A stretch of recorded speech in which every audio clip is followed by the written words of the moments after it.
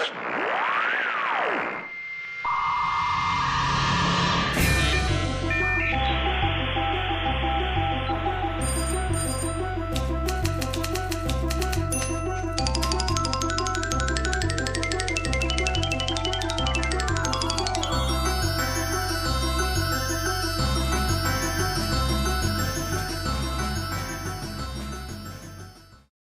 hello everybody. Welcome to the Outreach and Support panel.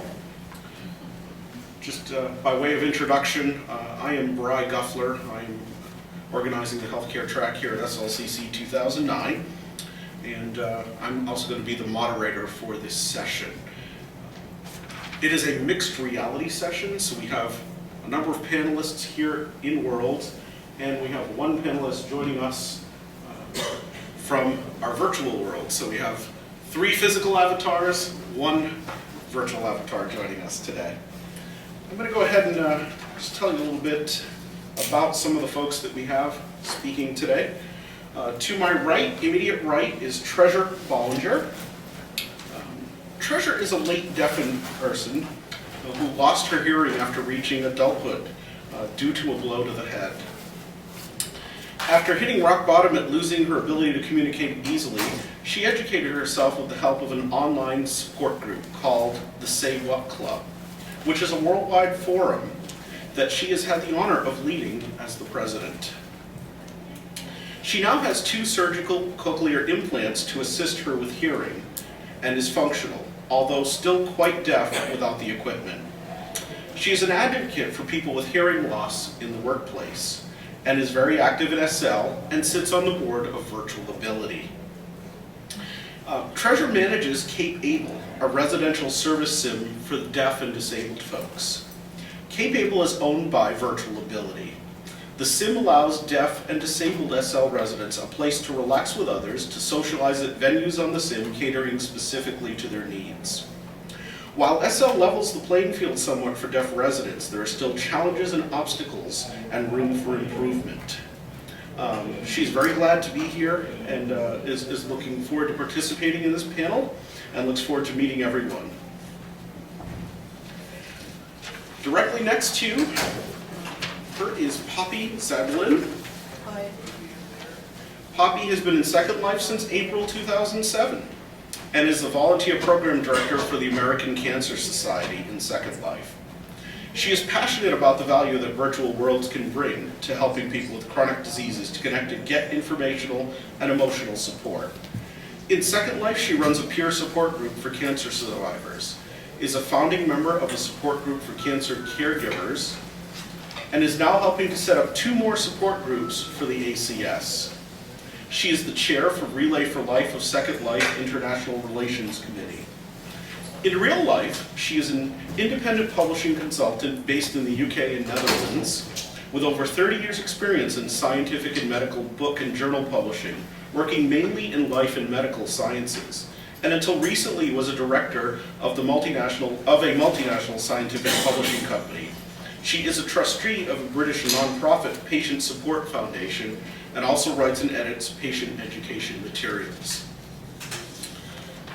Sitting next to her is somebody that probably most of us know from Linden Lab. Pathfinder Linden joins us today.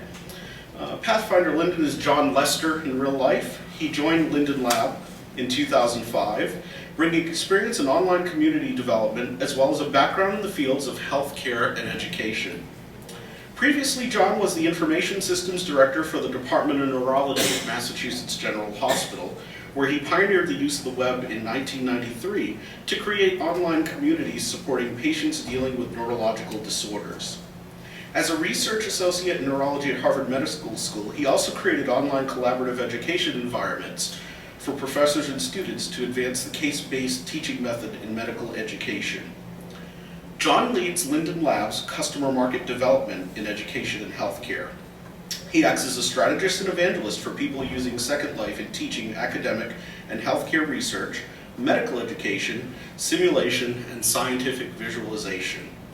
He also has served as Linden Lab's Boston Operations Director, coordinating the setup and initial growth of Linden Lab's Boston area office.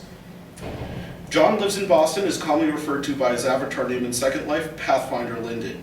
He frequently gives presentations at universities and conferences on how Second Life can be used as a platform for education and healthcare, focusing on strategies for success and sharing best practices.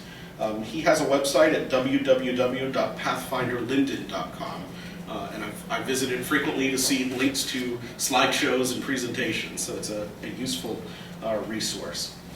Lastly, joining us in World, we have Rick and Flo. Rick and Flo is Ricky Davis in real life. Actually, Rick, do you want to say hi? He did. He waved. He waved. Oh, hello, everyone. Excellent. Ricky Davis started exploring Second Life after reading an article on how companies are holding interviews in virtual worlds. He had no idea what he was getting himself into, but was glad that he found it. He has yet to have an interview or find a career in Second Life. Nevertheless, it has been a rewarding experience. He has never separated his avatar from anything that he has done in the physical world. It was natural for him to tell that he was HIV positive, and that honesty influenced people to start asking questions about HIV. And he started providing individual peer support. When more and more people started showing an interest, he started a support group for HIV positive men within Second Life, and an HIV 101 class. From the support groups and classes, Ricky became involved in planning events such as World AIDS Day and Second Pride, and that gave him the courage to start a nonprofit called the Metabody Community Health Center, a registered nonprofit in Texas that is currently pursuing tax-exempt status. Okay, the way we're going to run this panel, we have a few folks that are going to do some presentations to get us started. And we're actually going to start in a minute with Rickon presenting remotely. Then we're going to go to some other presentations. Then from there, we're going to do a moderated Q&A session where I'm going to, as the moderator, ask the panel questions and give them each an opportunity to speak. Following that, we will then open up questions to the audience members to ask any questions of the panel members. So with that said, actually, Rickon, I'm going to turn your audio up. And I'm going to zoom in on your slides so everybody can see them.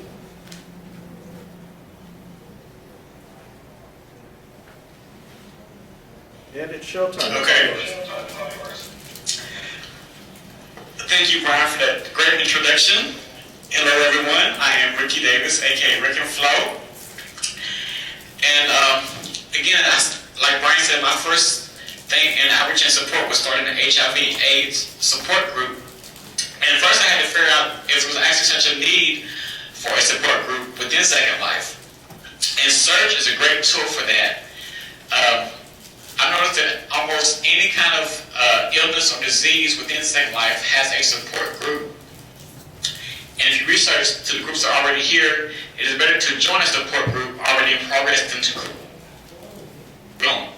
Because collaboration is a big part of support groups in real life, and then it also carries over into Second Life. When I started my HIV/AIDS support group, I did a search to see if there was anything already available, and there was a group there, but they didn't actually meet in Second Life. It was just a group organization. So I actually started my having actual avatars meet within Second Life for the support. And one thing I've learned is to be consistent and be patient. Virtual worlds are still fairly new, and some people come into to get away from realities of life instead of actually looking for support. They will come when they need support and advice, but might not stick around that long or just come back when they need support, and that is fine. Just be patient and don't give up when no one shows up for your support group, because they will come around eventually. Over the year and a half of my support group, I had large participation on such as World AIDS avatars, and at times I've had only 2 avatars come in. So again, you just need to be consistent and be patient.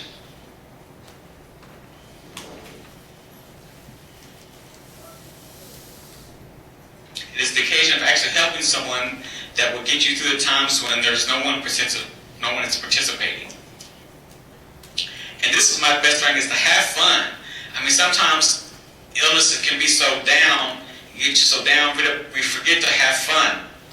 And within Second Life, there's so many things to do, such as concerts, musical events, things like this, community conventions. And to get together a group of people would also be outreach. I remember one time I had about 6 people who were HIV positive went to a concert, and we had actually the concert turned out to be a question and answer session for the group, since we were HIV positive as a flip title. So that was pretty fun. And just remember to emphasize the fun part. We also can watch movies. We get together about once a month to watch movies within Second Life. That we couldn't be able to do that within real life because of the mileage difference. Like, I've had talks with people with Africa who came in to watch a movie with us in Second Life. So that's part of having fun within Second Life. Another thing is to remember that it's peer-to-peer support. There are legal issues if you say that you are a counselor within Second Life, so you don't want to do it. You want to emphasize that it is peer-to-peer support, and that you have gone through some of the same issues and illnesses that you are trying to reach out with the support. And that's pretty much it for me. We're running short on time. So if you have any questions, there is going to be a question and answer session later, so you can just give your questions to Bri, and he will get those to me in row.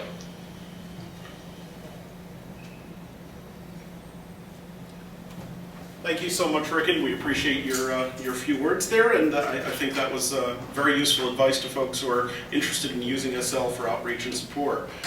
We're now going to switch over to Treasure Bollinger here in the real world with her real avatar, and she's going to be wearing this headset so that Rick can hear us in real time as well. If you can.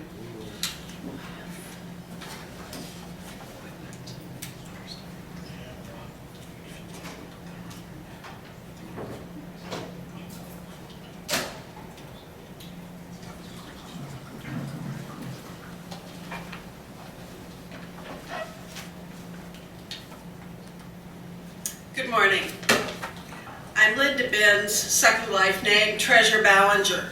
I'm a board member of Virtual Ability and the estate manager for Cape Able, a Second Life sim owned by Virtual Ability that is geared to services for people with hearing loss and other disabilities.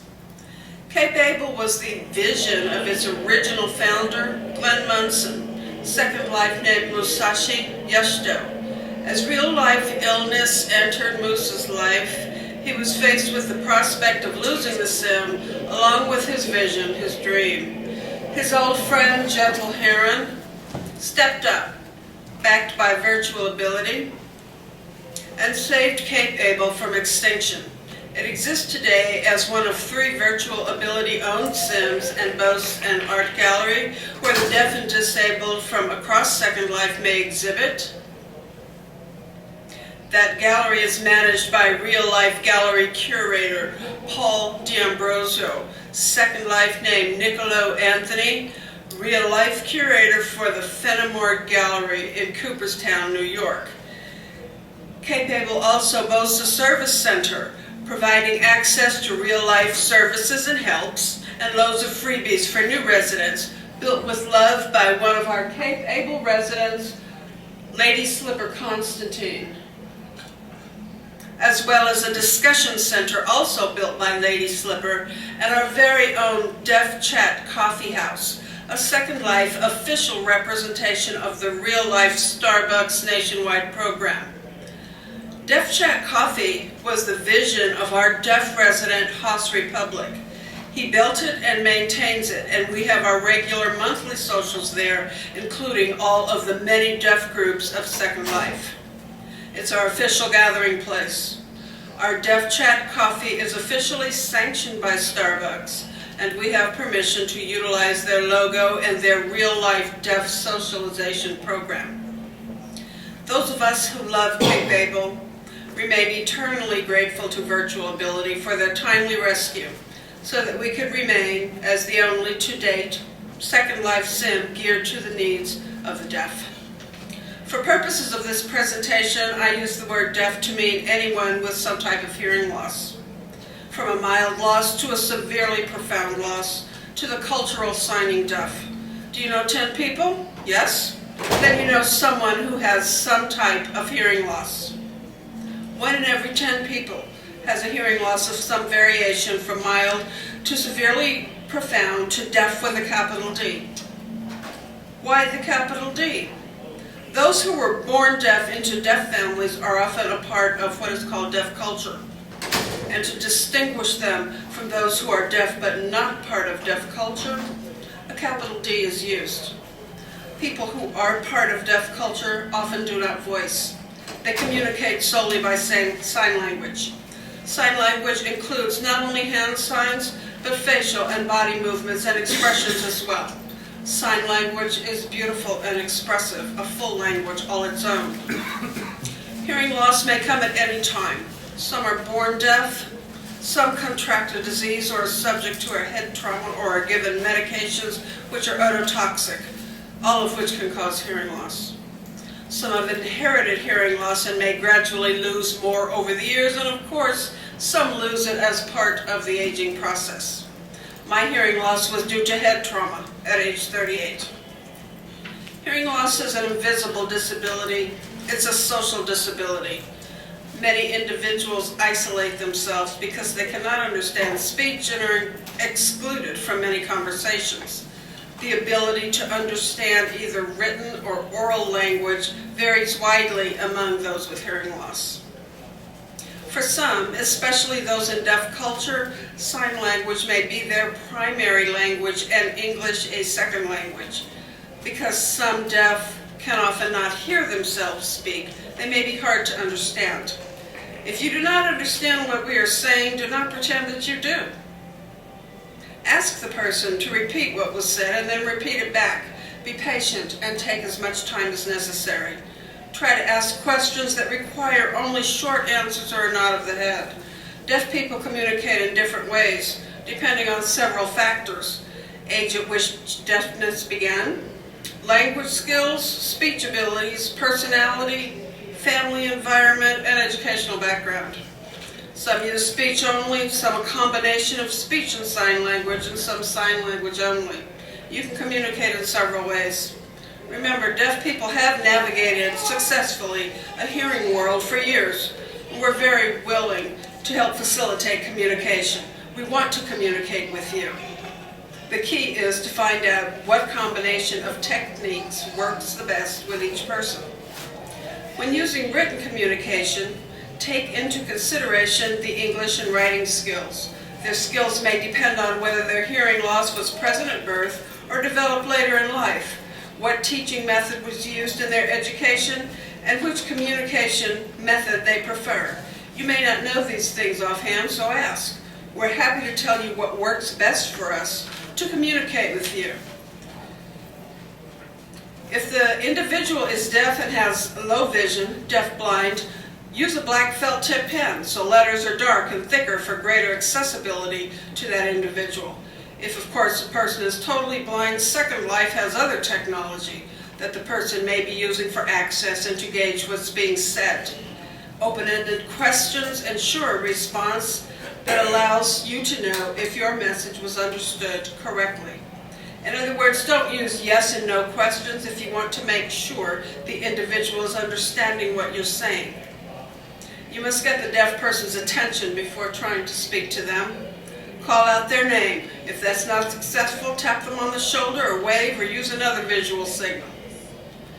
If you are a business and the conversation with a deaf person involves a professional, medical, or health issue or a legal issue, you are required by law to provide the communication tool the deaf person requires.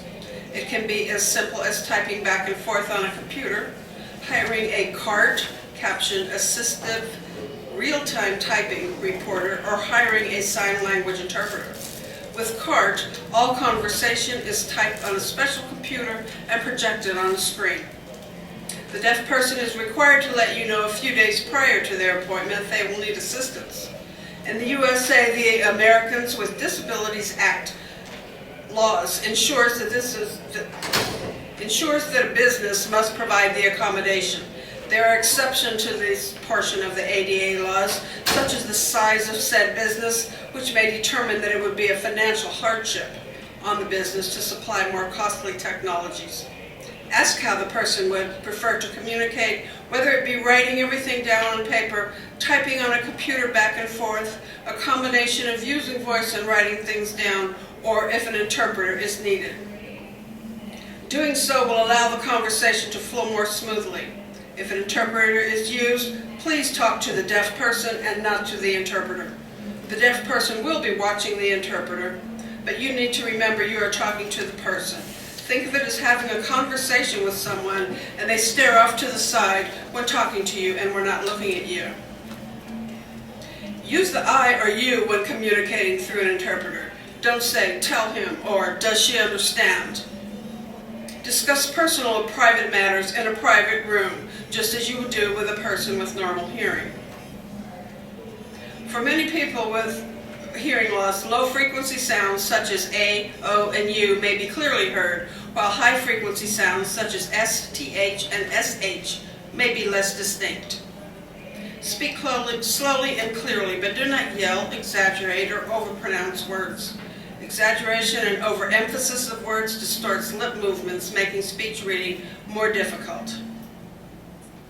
Avoid trying to have conversations from one room to another or in rooms with intense noise. You may need to locate a quiet place with which to converse.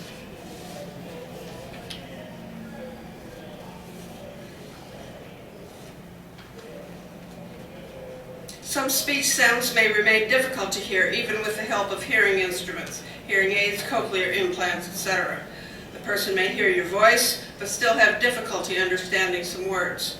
This is why it is sometimes necessary to rephrase. When giving specific information such as times, dates, places, etc., ask the deaf person to repeat them back to you. In Second Life, a common problem exists of a deaf person standing there while others use voice chat or I am around him. Explain to the person that you are talking an instant message and you will be available to speak with him soon. If at all possible, type in local chat so the deaf person will feel included in the conversation. Repeat questions or statements made from the back of the room and point to the person speaking. Remember, deaf people are cut off from whatever happens outside their visual area. Allow full participation by the deaf person in discussions.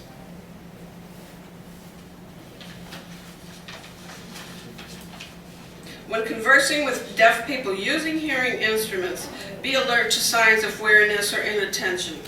Don't force a prolonged conversation. People with hearing loss are limited in their ability to hear sounds from a distance and are subject to more distractions from background noises than people with normal hearing.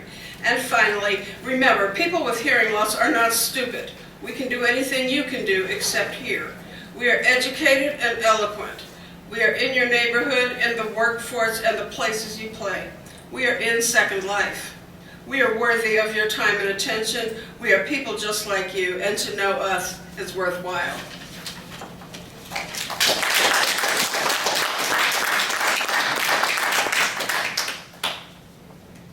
I think I properly just said thank you in American Sign Language. It's been a few years since I studied that in college, as you can probably tell by the number of gray hairs. Next up is going to be Poppy, who will be speaking about her cancer outreach and support work in Second Life.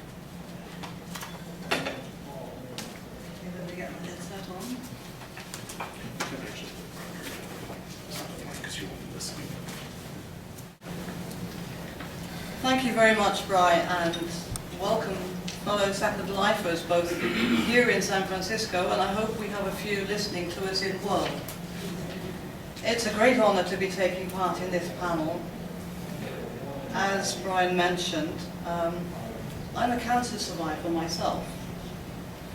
I was diagnosed 45 years ago with thyroid cancer, and I wish that we had had then the kind of outreach and support and signposting to help me to understand what was going on in my body back then. Now, although I'm associated with the American Cancer Society in Second Life, and I'm especially involved in the support group for cancer survivors, I decided this time to take a step back and to try and give an overview of cancer outreach and support in Second Life across the board. Because there are many different organisations either trying out Second Life or fully participating in it. It's estimated that 1 in 3 of us will have cancer during our lifetime, which means that many of us in this room will already have been touched by cancer, if not personally, then in our family, our friends, or our work circles. So it's not surprising there are so many of us looking for information or support wherever we can find it.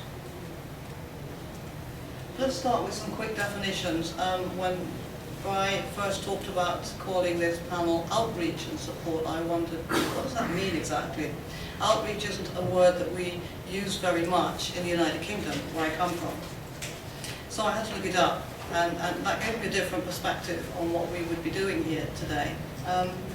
Outreach, I found, is often defined to mean the extending of services or assistance beyond the current or usual limits, pushing the envelope, pushing that information out into the community.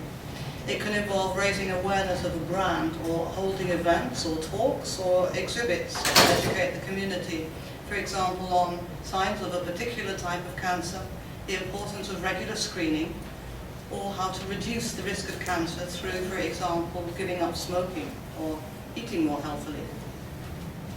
Support is often defined to mean moral or psychological support, aid, or courage to someone, and in the context of cancer support, this might be in the form of group peer support, meetings with fellow survivors, or one-to-one peer support. Of course, they're not mutually exclusive, and some groups and some organisations do both. But in the view I'm taking here, outreach is more concerned with education and prevention, while support is more concerned with those who have been diagnosed or their families.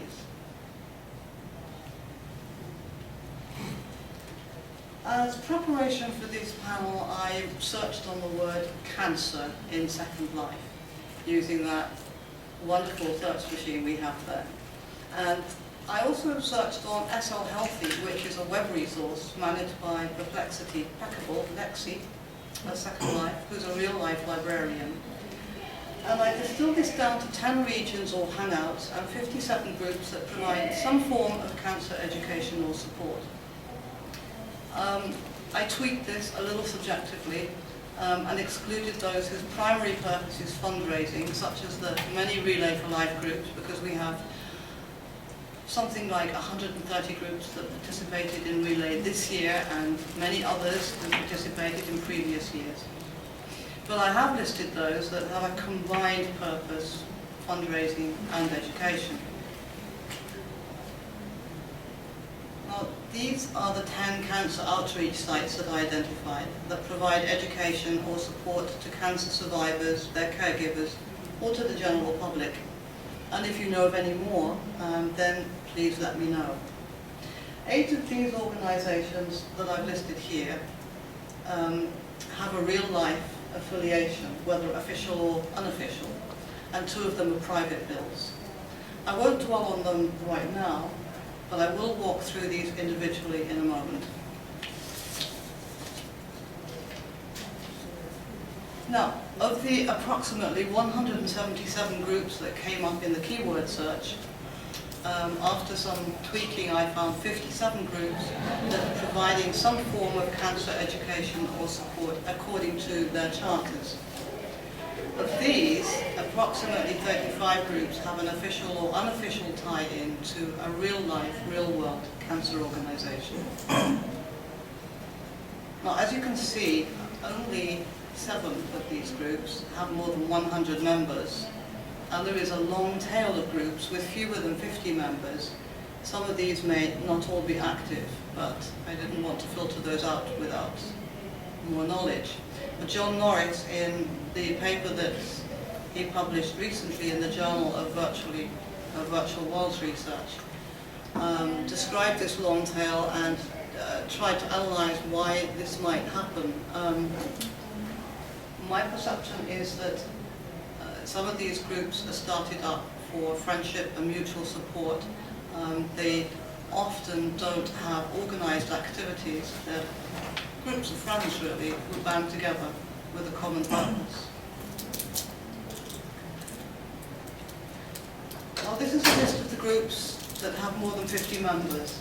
3 of them are linked with the American Cancer Society. And I've listed here the Relay for Life Volunteers group because while its primary goal is to raise money, it is an important force in mobilizing residents who've been touched by cancer, either personally or in their network, to work towards a common cause. It raises awareness for the American Cancer Society in Second Life and its educational activities, and helps to bring people in who are looking for information or support. There are also a number of organizations who have been and gone, and it's perhaps interesting to pause for a moment and reflect. One of my favorite organizations, the Lance Armstrong Foundation, entered Second Life in 2008 with a big bang, with the purchase of 4 Sims, and held cycling and surfing events, as well as having the intention to provide education and support. They quickly built up a live-strong army to around 1,000 members, and then they left in September 2008, almost as suddenly as they'd arrived, when its volunteer representative in Second Life had to leave for personal reasons, and the foundation was not willing or able to continue the project. Another organization that has been and gone is La Ligue contre le Cancer, which was around in March 2008, as I discovered from SLCC when it was visited, but has quietly disappeared since then. That's the French language Cancer Society and Support Organization. Another of my favorite organizations is Macmillan Cancer Support, which does some great educational videos and has a superb website. They came in to support a specific campaign, but unfortunately they haven't followed this up with any new activities. Their hangout still exists, and there's a Macmillan group, but the posters lead to a defunct URL, and the owner hasn't been seen in world for over a year. There are also the Leukemia and Lymphoma Society and prostate cancer groups in Second Life have also gone very quiet, and there have been no notices posted in any of these groups for at least a year. And it's noteworthy and something to be very much aware of for anyone who is starting up a support group, that most of these had a single owner and therefore no sustainable basis for continuing if something happens to that owner. Moving on, I'm going to walk you through the main regions and hangouts that are or have been providing cancer education or support in different ways. The first of these is the American Cancer Society, which has been in Second Life since 2005, when Jay Lilly brought Relay for Life into Second Life. Since then, Relay for Life itself has gone from strength to strength, and in 2009 there were over 125 teams, each with 2 to over 400 members, who raised funds between March and July, culminating in an overnight event where we walked a track covering an amazing 37 Sims with some phenomenal builds. Some of you I know were there. In total, Relay for Life this year raised nearly $275,000 US. And we're going to do more next year. In 2007, the ACS decided to set up the ACS Island, consisting of a welcome centre, a media library, an auditorium for talks, relay offices, a tribute to cancer survivors, and a memorial to survivor heroes who have passed. It's also home to 2 peer support groups, the Cancer Survivors and Cancer Caregivers groups. We each meet regularly in Hope Haven. The Cancer Survivors group, which I lead, has grown from around 60 members when I joined Second Life in mid-2007 to over 280 members presently. We meet twice a week, and we also have regular survivor-led fighting spirit talks when a survivor will come to the meeting and tell his or her own story, real life story. Our other activities include fashion makeovers for survivors and a journaling workshop that we hope to repeat soon. And we're also examining the possibility of setting up 2 more groups, one for male issues. The men I've spoken to have said we don't want men only, but yes, there are some issues that we would like to talk about, perhaps with a professional that we bring in one, and with other guys and their partners. And the other for people who have just been bereaved. Next, the Association for International Cancer Research is a cancer charity based in the UK that funds research into cancer worldwide. AICR entered Second Life in 2007 with a small shop on the Scotland sim and later purchased its own sim. It has a club where people go to hang out and dance, and information on these signboards that you can see here on the slide about the 12 most common cancers. And I understand that they're planning to bring experts in world so that avatars can go to meetings and ask questions of them. The next slide is of the London Oncology Clinic, which is a representative build of a real-life private clinic in Harley Street, London. I was diagnosed in a building just like this in Harley Street, so when I first went into this build, it brought back powerful memories. This build is actually used by the real-life London Oncology Clinic to show patients around and to help them to get familiar with the treatment that they're about to go through and what to expect. I'll just briefly show you this build, which is the Macmillan Cancer Support Hangout, which was built for their coffee morning campaign, and which sadly doesn't seem to be active anymore. This next slide shows the auditorium of the Virtual Cancer Institute. This hosted a 2-day mixed reality breast cancer conference last September. The talks were streamed into SL, and the 2 main organisers also attended this Meet the Professor session, which you could see in this picture, as avatars, and answered questions from SL residents. And I thought this was a phenomenal experience. The real-life conference was being held in Modena in Italy and had some really top-flight names in the oncology world. And it was my personal first experience of mixed reality, and I thought it was really neat.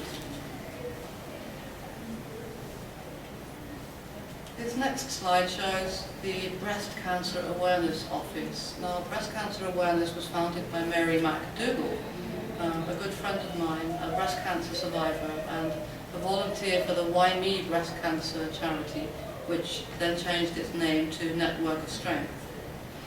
Now, Mary Mac used to hold peer support meetings, but sadly, she and the Network of Strength have parted company, and as I understand it, there are no peer support meetings taking place at the moment. This, however, is a new build. It's really a small exhibit. It was built after the death of Brendan Flannery, the SL name of a 26-year-old young man who died from pancreatic cancer in May this year.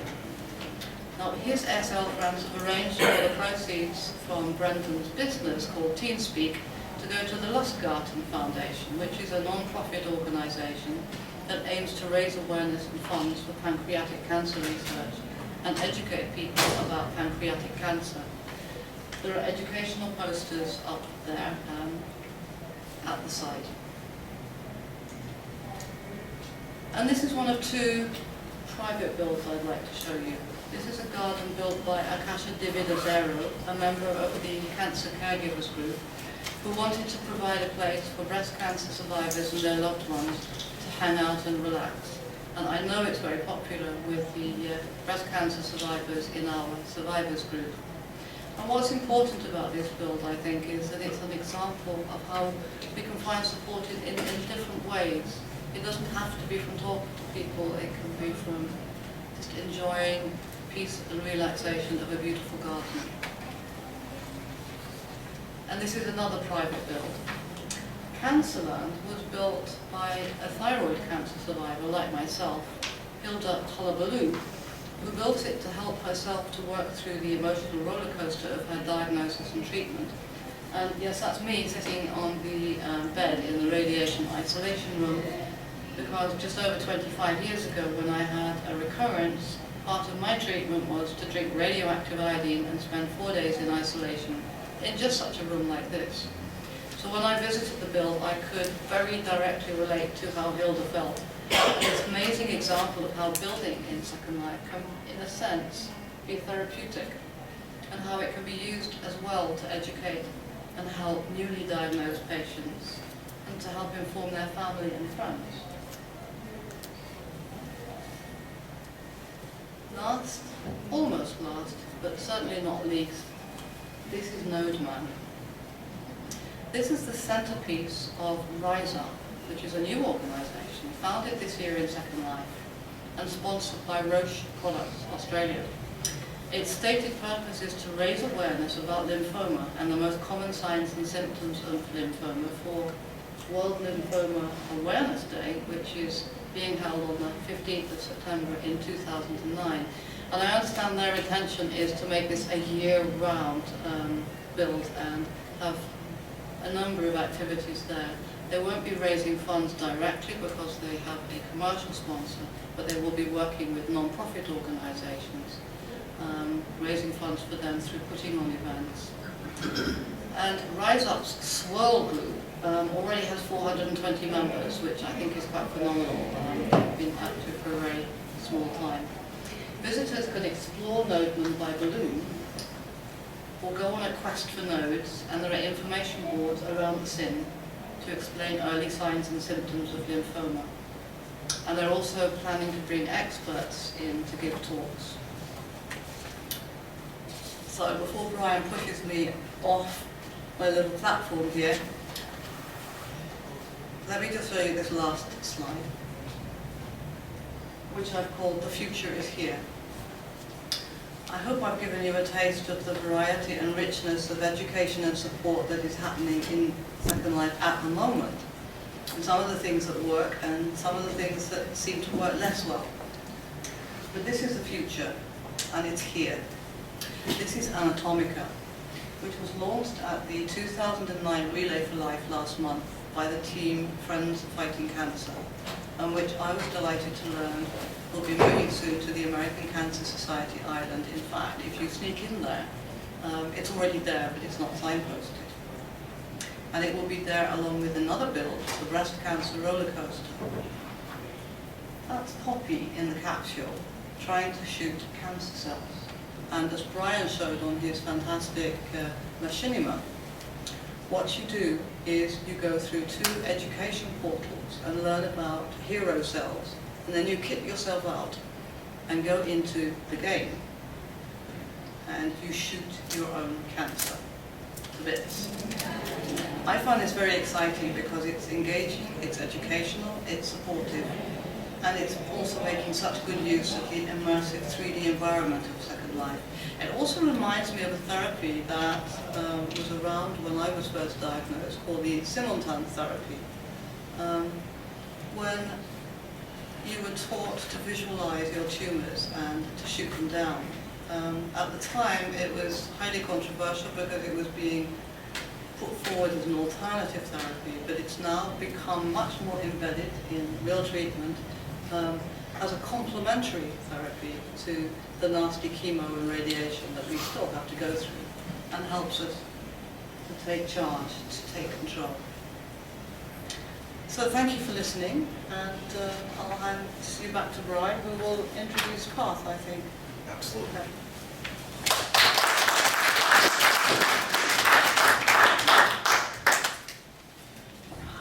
Thank you. Okay, next up we're going to have Pathfinder Lyndon saying a few words.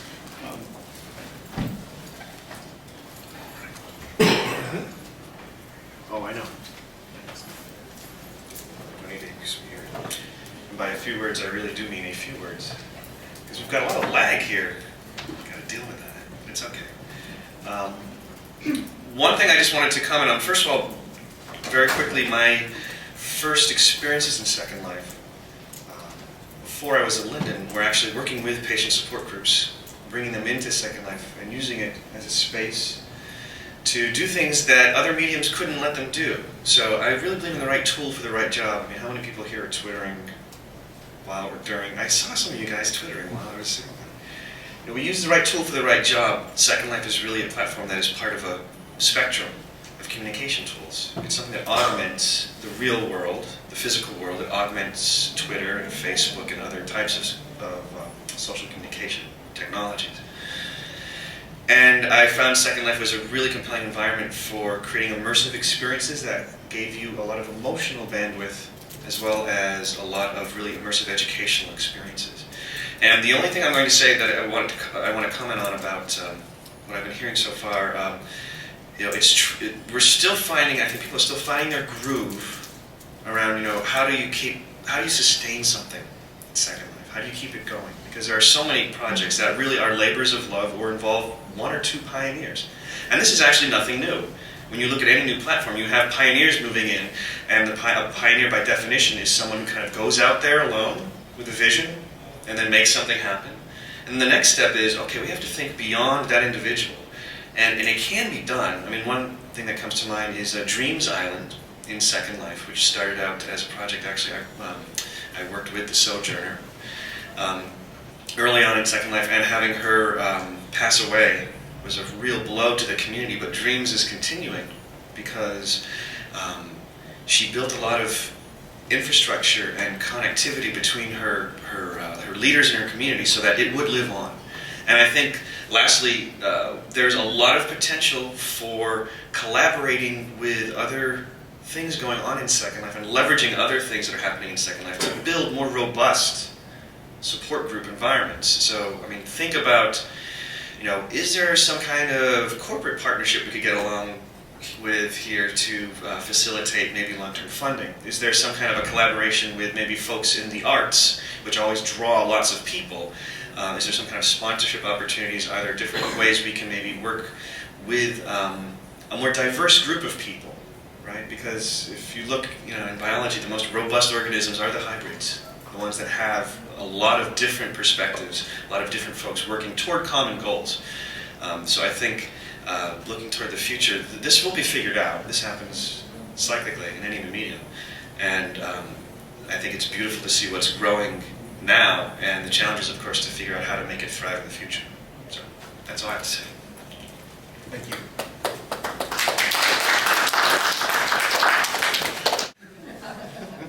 All right, we're going to move on to the moderated Q&A section of the panel at this point. And in this section, I'm going to ask a series of 5 questions to our panelists, and then each panelist will have approximately 2 minutes or so to speak a bit about their experiences and responses to the questions. Actually, the way I'd like to probably do this, since we have Rick in remote, is we'll give him the opportunity to answer the questions first, and then we'll go down the line with the folks that we have here. I do have a quick question. Do we have a hard stop time so that people here can plan to go to their next...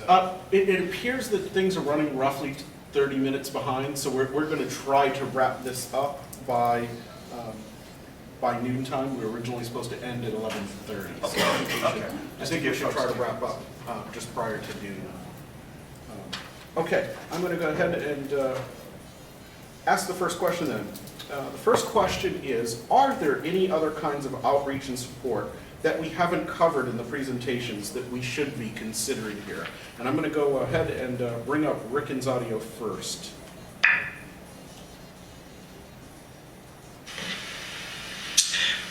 Hello, to answer the question, outreach and support doesn't actually have to be any type of organized group. You can go to a concert and have in your profile that you have cancer, and that could be outreach right there. So that's one of the things that hasn't actually been covered. It doesn't actually you actually have to be in a group to provide outreach. Anyone can do it. Great, thank you very much, Ricken. We are going to go on to Treasure. In my area of expertise, accommodations and support for people with hearing loss, our biggest issue is voice-to-text transcription. It is vitally important to us and makes the difference as to whether we can participate or not in presentations and classes on Second Life. Right now, it's spotty at best, although getting better, which is encouraging as our efforts gain the attention and cooperation of panels and class leaders. Thank you. Poppy, would you like to weigh in on that question? Well, one thing I'd like to say to start with is this is outreach. What we're doing here right now is reaching out. But something else that has specifically impressed me is the use of Quest. I love the work that Janaya Marana is doing, and I think that Quest is another immersive approach to discovering information or dealing with your own emotions. A while ago on the American Cancer Society Island, we had a very successful writing workshop for cancer survivors, but it wasn't easy to get everyone together at the same time in the same time frame. Now, the workshop leader, Flash Alcott, who was actually himself a cancer survivor at Alta Bates, just down the road from here, where he gives a writing workshop, is looking at the possibility of evolving this into a kind of quest in Second Life. So I'm really curious to see how that could possibly work. Well, one thing I think that has a lot of potential traction is partnering with other people doing completely unrelated things in Second Life and leveraging the traffic that they have to raise awareness. So for instance, maybe working with artists. I see Kenzo out there does a lot of really amazing things with nonprofits and art in Second Life, and maybe creating like an art competition that also is raising awareness for something else, working with, for instance, all the live musicians that draw a lot of people into Second Life. I think there's a lot of potential for looking at the intersections between these different types of things happening in Second Life and making linkages between them. And I think leveraging that to raise awareness and using that for outreach has a lot of potential.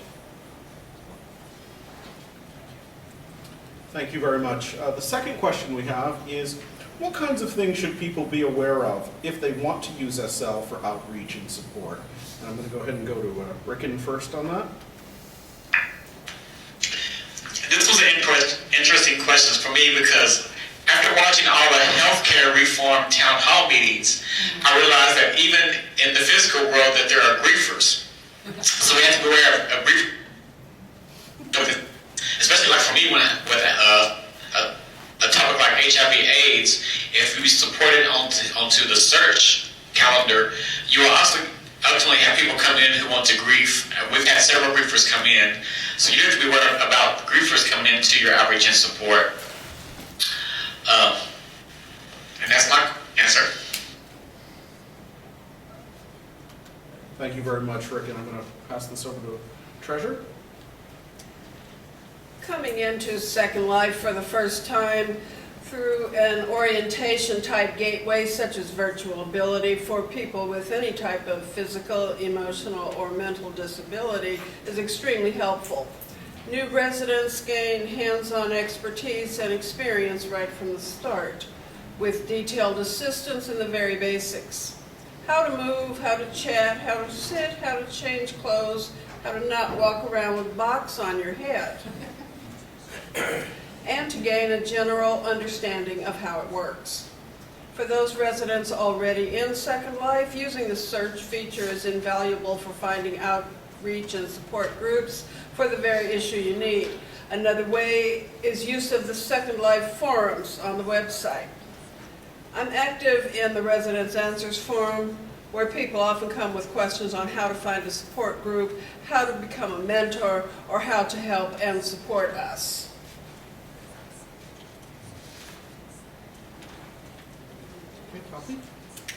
Well, my take on this question is that it's not enough just to set up shop and to expect people to find you. I've seen too many organizations doing that. You need to build, to engage and retain a community, and just as Path said in relation to the Dreams community, You need to build a sustainable organization so that it can continue if a key person drops out, or in the case of the SLOJ, unfortunately passes away. And you need to provide good and changing content. There's also something I would like to add from the point of view of peer support.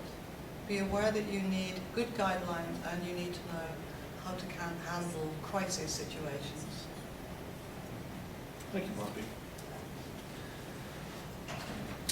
I think you need to, as part of your strategy for success, think about using every tool available to you out there, in addition to Second Life. Don't think about my outreach group is in Second Life. Think about how your outreach group is leveraging every single tool that you can find out there to help connect people and share information. So set up a Facebook group, set up, do things on Twitter, do things on, insert whatever the hot social communication medium is, right? Think ahead, think about how to leverage the right tool for the right job. Have your presence in Second Life, but leverage everything else. And again, that will, I think, make your group have a greater reach and also increase its likelihood of sustainability and existing on into the future. Thanks, folks, for that. The third question we have is actually a multi-part question, but it's all related. In your experience, how does virtual support compare with real-world support? What do you see as advantages? What are limitations and problems with virtual support compared to real-world support? And how does SL fit into the support spectrum of modalities such as websites, social networking, real-world groups, and other methods of outreach? We'll go ahead to Ricken first. One of the limitations that I've had with virtual support within Second Life is translations. I've had a lot of people come in from Japan and from Africa whom I could not understand. And translators, a lot of times those translators are either down or don't actually work correctly, where I'm not actually understanding what they're actually saying within Second Life. Also with real support, even though Second Life is an immersive world, there's still something about face-to-face reactions that needs to be coincide for support in group. Within my group, I've actually had 2 people that are in my area that are in Austin, where we actually meet face-to-face like every 3 months. So that's also a part, to look and see who are actually in your area. You would be surprised how people are just right next door to you that you didn't even know that are in Second Life. And again, like Pathfinder said, is use all your resources. I'm a big Twitter fan, and every Sunday we meet on Twitter and use a certain hashtag. We use #AIDSSL, where we meet and just people. SL. There's all kinds of other social media and support groups that you can use if you do not have the technology to get into Second Life or any virtual world. Thank you, Ricken. Treasurer? For me, it's meeting other people with different disabilities. The social aspect for me is big, as well as the business potential, providing information on access to those needing it, and learning new things myself in the process of helping someone else. I enjoy both. Meeting folks on the internet, learning of their experiences and how they coped, and incorporating their skills into my own. With the virtual world, you have access to support 24 hours a day. No need to worry about hearing with the use of text. I see limitations only if you need a real-life shoulder cry on or you need a real-life hug. It's true, sometimes nothing else will do. But if I can't get that at the moment, my Second Life friends are away with plenty of virtual hugs, and often those are just as good. Thank you. I totally agree with Treasure. It's about hugging. And one of the things that I find working with cancer survivors like myself is that we're really big on hugs. Many cancer survivors have also told me that the threshold for attending a peer support meeting in Second Life is much lower than in real life. or they may not even have a real life group that is accessible to them, and they're not ready to face real people. So we've had people attending who are in hospital or throwing up every hour or losing their hair, or people who are somewhat introvert who struggle to talk with their own family or friends, let alone with relative strangers at a support meeting that they could bump into next day at the market or at work. And that's where I think our strength is. Yeah, just to touch on the question of where it fits with social networking, I'm a relatively new Twitterer and I love it. I'm converted to it, and I found it simply a fantastic way of spreading the word about what we're doing in cancer outreach and support with Relay for Life with the American Cancer Society, and I was just thrilled when one of my tweets reached out to over 11,000 members, and that was the moment that I decided to take it seriously, and we will be building that into the infrastructure for Relay for Life next year, using Twitter and setting up a Facebook group and exploring one or two of the other possibilities like NEAM. Thank you. I'm going to be provocative and say I don't like the whole discussion of virtual versus real support. Support is support. Support is support, and the medium really doesn't matter. What matters is if there are real people on either end of the medium. An example I like to give, I think it's part of the reason we call it virtual support, I think is because it still is a new technology, but if you look, the example I like to give is you never hear people saying, oh yeah, I talked to my brother the other day, but I didn't really talk to them. It was a virtual talk because I was on a phone. Because it's not I wasn't really talking to my brother, it was virtual. We don't say that. Yet this is completely not a real face-to-face physical conversation that's happening.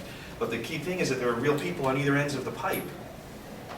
Real people on either ends of the medium. So I think, personally, I think using the term virtual support is the wrong way to frame it.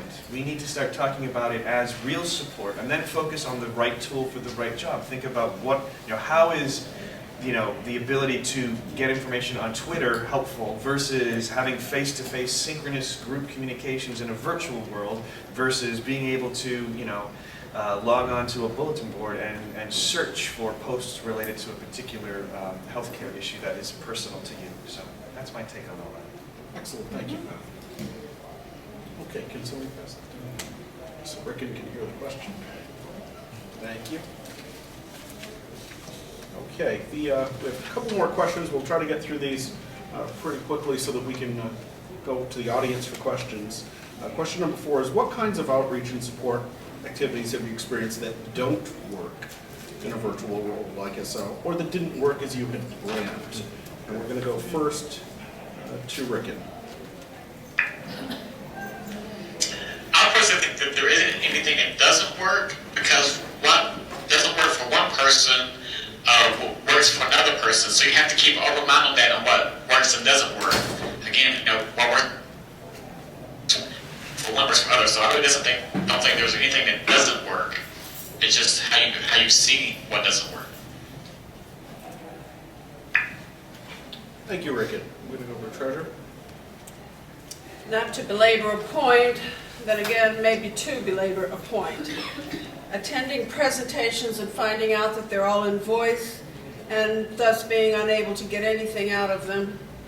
It's frustrating and disappointing to arrive expecting and hoping to participate and learn, only to discover I can't because the presentation is voice only. Or I'm shunted off to another area or told, we'll blog it later, which makes it impossible for me to participate in the question and answer period. I'm an intelligent, educated person who wants to participate in the program as it happens, just like you. Thank you. Well, I'm going to be a little controversial here too. The one bill that I was never really happy or comfortable about was the American Cancer Society item. It had offices that looked like real offices, but they were stacked on top of each other so close together that you couldn't actually use the individual offices more than one at a time. It had a media library that was down in the basement somewhere, and you had to reach it by elevator. I found that my avatar was claustrophobic. I'm not, but it really pissed me to have to go in an elevator and click on a number to go and find that library.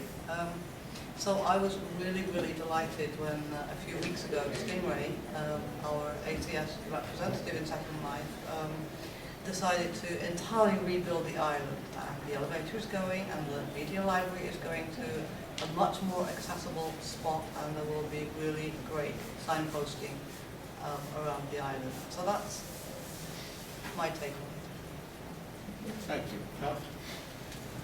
I always love fail stories, don't you? Fail. Because you learn a lot from failure. I mean, our brains are actually hardwired to really pay attention when somebody else fails. That's a basic biological tendency we have. We've evolved that way as a survival strategy. I think the big fail is when you go into a virtual world like Second Life and you create edifices and you don't think about creating community at all.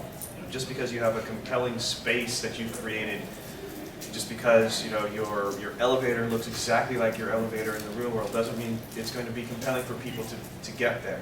It's a lot easier to build really beautiful edifices as opposed to creating a really strong community that is diverse and robust and grows over time.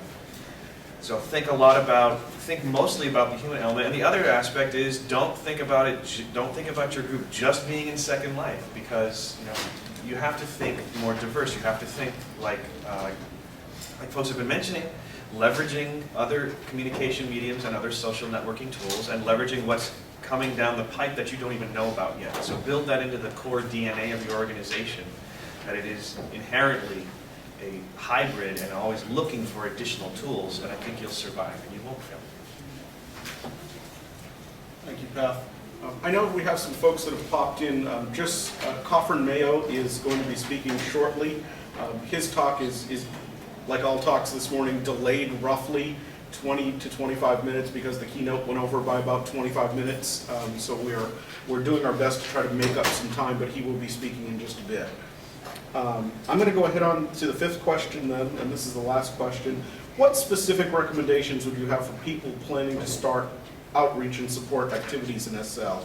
And I'm going to go first to Rickett again. My first recommendation was start an outreach or support is to see what is already there. I'm a big thing on collaboration. If there's already an outreach support for say cancer or for HIV/AIDS, I would rather someone join that group instead of starting their own. And again, just to be patient. With virtual worlds, it's a fairly new system. You have to have a long learning curve. So just be patient and know that you are supporting someone and helping them out along the way. Thank you, Rickon. We're going to go to Treasurer. Well, Rickon just took my answer. Thanks, Rickon. So I'll just tweak the words just a little bit and pass this on. My answer is to know your subject thoroughly. Do your research of any existing similar outreach and support activities first so as not to duplicate. If there are existing similar activities, talk to the leaders to find out what is needed that they do not already offer. This is vital to keeping networking civil and comfortable between similar group leaders so that no one feels threatened that another similar group is trying to take over their longtime key volunteers. There's room for all of us if we just make an effort to work together so as not to duplicate efforts. Thank you, Treasure.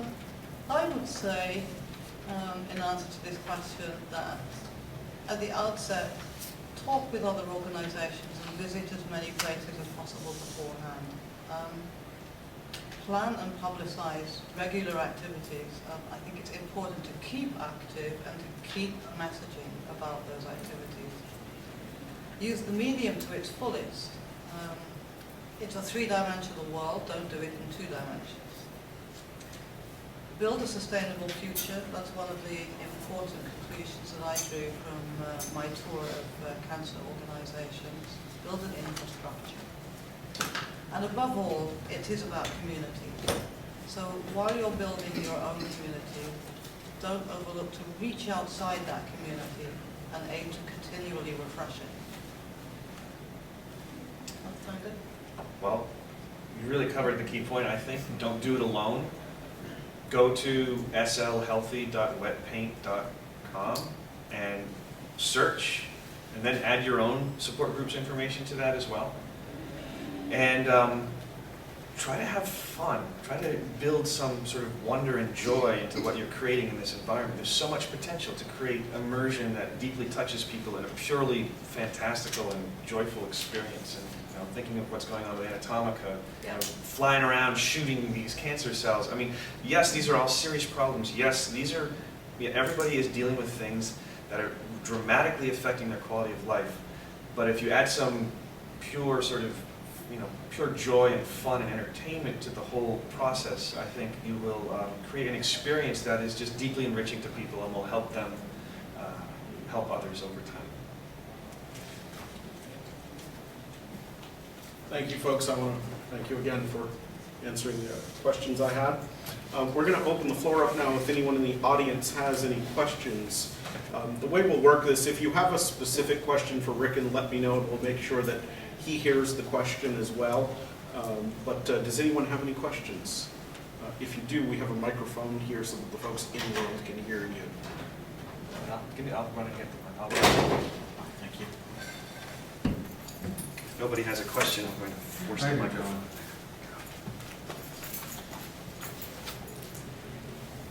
My name is Randy Heinrichs, and I'm affiliate faculty at the University of Washington in the eye school. And we want to study, we got MacArthur money to study information access and problem solving in medical worlds. And one of the things that occurred to me as I was doing an inventory is I'm also a member of Silans, and Silans aggregated, right? So you go to Silans and you're going to get involved in Silans. Perhaps one of the outcomes of the study that we're doing with UW and MacArthur would be to pull all of these groups together for the equivalent of a Silans world. And are there any efforts in this area? Actually, there's a health support coalition that consists of the leaders of the peer support groups in Second Life. There are over 70 different English-speaking peer support groups, and the leaders belong to the health support coalition. The leaders exchange information. It's not a group that has land and meetings. The leaders exchange information about their groups, so that, for instance, if you're in an MS group and you're the leader of the MS group, but you have a person who's dealing with depression, you know about the depression groups in Second Life. So that already exists, plus the SL Healthy Wiki that Pathfinder was talking about. There are a number of resources that already exist. Well, Be happy to talk with you. Yeah, let's see if we can work together to pull it together in Second Life. Yes, because we also have a virtual ability research group that helps. Oh, good, run. We also have a virtual ability research group that helps researchers working within Second Life with the disability community work through their IRBs, work through those kind of issues, make relationships with other researchers. Be happy to talk to you. I knew I was going to be your friend. So I have a similar question for a handful of you. When talking to a handful of the AIDS groups, AIDS.gov and Ricken, what we found was that the groups that are working now aren't necessarily able to access information of what happened 3 or 4 years ago in world. And because the groups change, we don't necessarily have a good archive and record to be able to go back to, but this is a successful campaign, these are methods that work. How have you guys bridged that gap in your own work to sort of pull from the best of SL history to create these campaigns?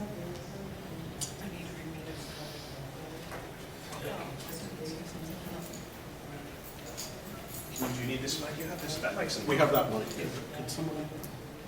Sure.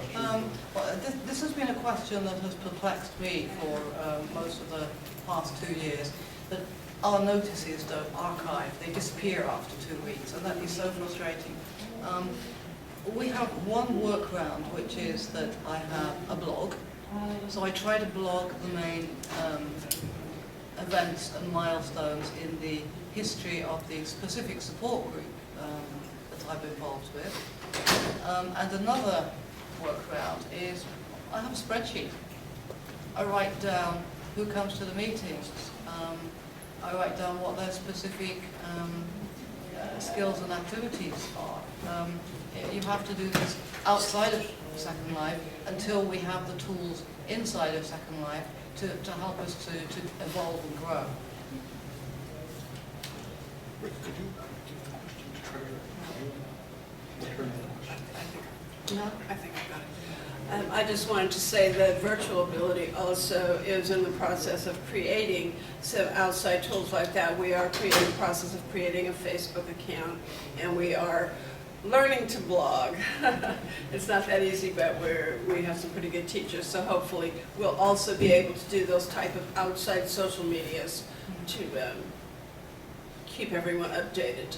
And what I'd like to add is that we are also working with student interns, and an excellent project for a student intern would be exactly what you're talking about, collecting best practices. We do have some student interns from the University of South Australia who are creating a website for the Health Support Coalition that will be possibly able to do that. I'd like to talk to you about that project. Okay, do we have any other questions or? I just had a small question. For the folks in the back, if you could either come forward or speak really loud so that the folks up here can hear you, that would be much appreciated. I'm a public artist, and one of the things I do is I do public events for charities. And then that money is then given to a charity to support it during the year. Virtually, I've done the same thing within Second Life. I've done some type of event with fireworks or something like that has generated lindens. Now, when I'm in the real world, it's pretty easy for me to navigate if the nonprofit has any validity or not. They have a building, they have a reputation, but it's really hard for me to navigate sometimes the different nonprofits within Second Life. Because either, I'll see some of their visibility, but I don't know who this person is behind the avatar, and I don't know how they're connected within the organization, and if the lindens are going directly to the nonprofit. With Relay of Life, they did a really good job of it because they had one single tip jar, and it was definitely, that was the only source that you could put those lindens in, and then that money was all accumulated, and it was very upfront. So that's just one thing that, that's really hard for me as an artist trying to support the nonprofits, to try to find some type of standardized way that we can guarantee that what we're doing is supporting the charity and it is going to the correct source. That's just kind of an FYI. It's difficult for me, and I'm sure, in the long run, making this virtual transition into the real world is difficult for you, and I don't know what the answer is. I can tell you the answer. It's a legal answer. If they're a legitimate charity, they will have 501c3 status. I'd like to speak to that too. This is not a technological issue, this is a legal one. Okay, What so you that's need to what I do is asked them for verify, that. Yes. you need to verify legally if it is a 501c3 in the United States. I don't know what the term is. There are other terms in other countries. There are other terms in other Copy, countries. there's a status in the UK. Okay, and then how do I verify that money goes to where it goes, those lindens, You go to you find their website. They should have a website if they are a registered 501c3. You check. The way you would check is if you were making a donation to any organization. It really is a legal thing. Contact their finance person, is what I do. If they're a 501c3, they have somebody dedicated with the name that you can funnel that contribution to. Okay, then some of the smaller ones just have to be ready for that, When you say nonprofit, there is a Two legal meanings. definition to it. There's two meanings, because within Second Life, there are other nonprofits that don't exist in the world, that don't have that kind of status, and they're still quite legitimate, and they may function entirely within Second Life. Those are the ones that are really harder to understand. Yeah. But if you're talking about the larger ones like American Cancer Society, they are a 501c3, they are registered with the federal government, they have to comply with the federal legislation, they will have to give you their financial records. Okay. Yeah, this is something that's been really hard for me to navigate on who I do events for and who I don't, and if it's actually going to where it says. You should also check out Nonprofit Commons in Yes. Second Life. It's a good start. The morning meetings on Friday mornings are helpful. At the non-public comments, the morning meetings are at 8:30, and you can ask great questions like that. But with any organization, just ask for their annual report, and their annual report will tell you where the money goes. You'll see, like, usually some sort of pie chart, and they'll say 10% goes to fundraising, 20% goes to this program, so that you have a clear sense of how you. Just want to let you know we have 1 minute left. I believe someone over here has a question. And then I think Ricken wanted to say some words as well.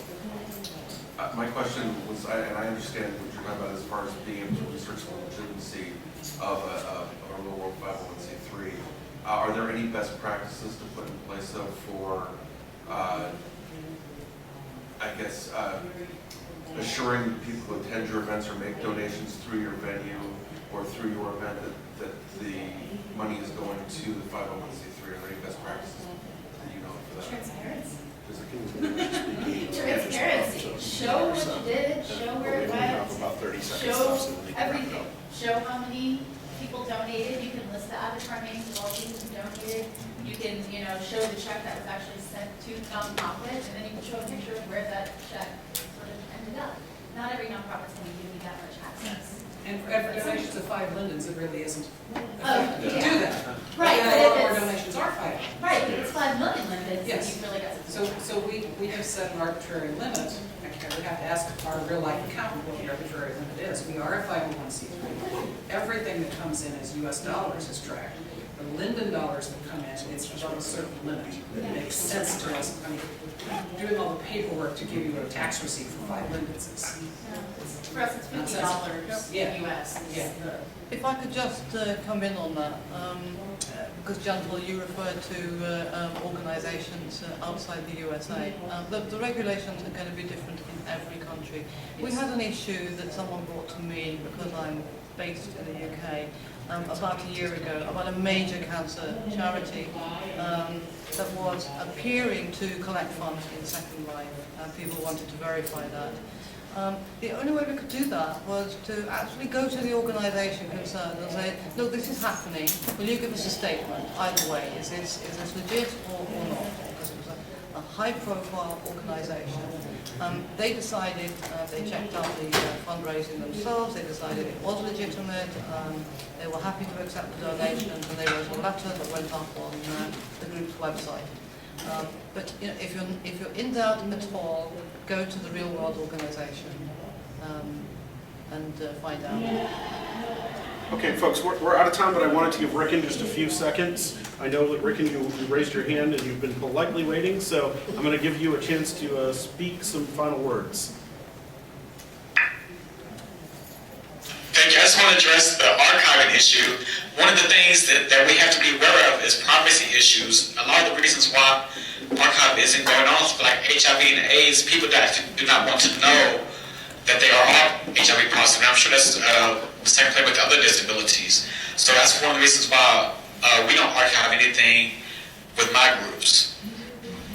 Good point. HIPAA applies. Yeah. That's a great bit of information, and I thank you for that, Ricken.